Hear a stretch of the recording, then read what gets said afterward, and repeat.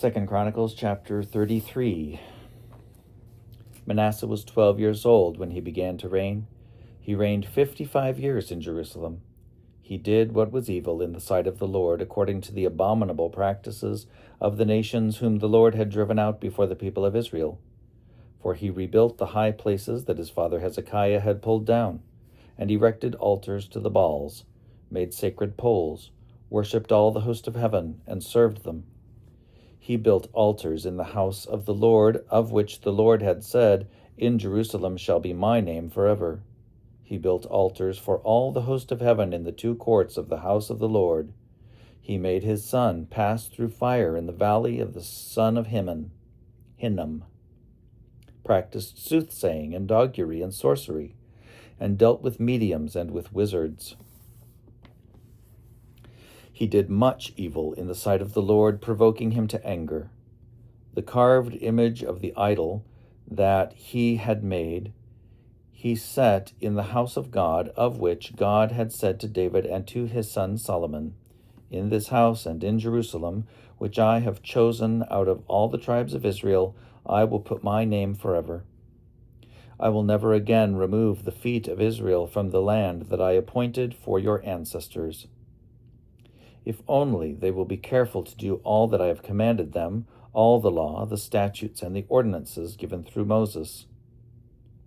Manasseh misled Judah and all the inhabitants of Jerusalem, so that they did more evil than the nations whom the Lord had destroyed before the people of Israel.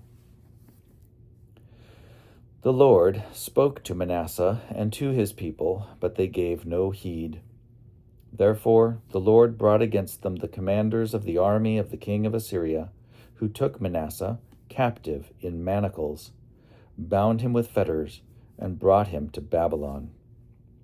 While he was in distress, he entreated the favor of the Lord his God, and humbled himself greatly before the God of his ancestors. He prayed to him, and God received his entreaty, heard his plea, and restored him again to Jerusalem and to his kingdom. Then Manasseh knew that the Lord indeed was God.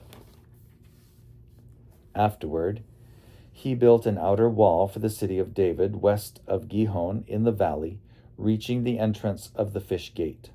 He carried it around Ophel and raised it to a very great height. He also put commanders of the army in all the fortified cities of Judah. He took away the foreign gods and the idol from the house of the Lord, and all the altars that he had built on the mountain of the house of the Lord and in Jerusalem, and he threw them out of the city. He also restored the altar of the Lord and offered on it sacrifices of well-being and of thanksgiving, and he commanded Judah to serve the Lord, the God of Israel. The people, however, still sacrificed at the high places, but only to the Lord their God. Now the rest of the acts of Manasseh, his prayer to his God, and the words of the seers who spoke to him in the name of the Lord God of Israel, these are in the annals of the kings of Israel.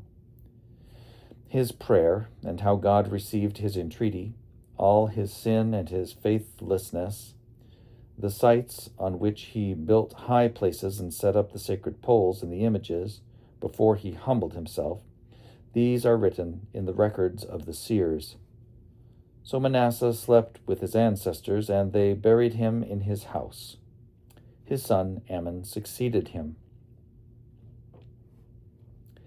Amon was 22 years old when he began to reign. He reigned 2 years in Jerusalem. He did what was evil in the sight of the Lord, as his father Manasseh had done. Amon sacrificed to all the images that his father Manasseh had made and served them. He did not humble himself before the Lord, as his father Manasseh had humbled himself. But this Amon incurred more and more guilt. His servants conspired against him and killed him in his house. But the people of the land killed all those who had conspired against King Amon, and the people of the land made his son Josiah king to succeed him.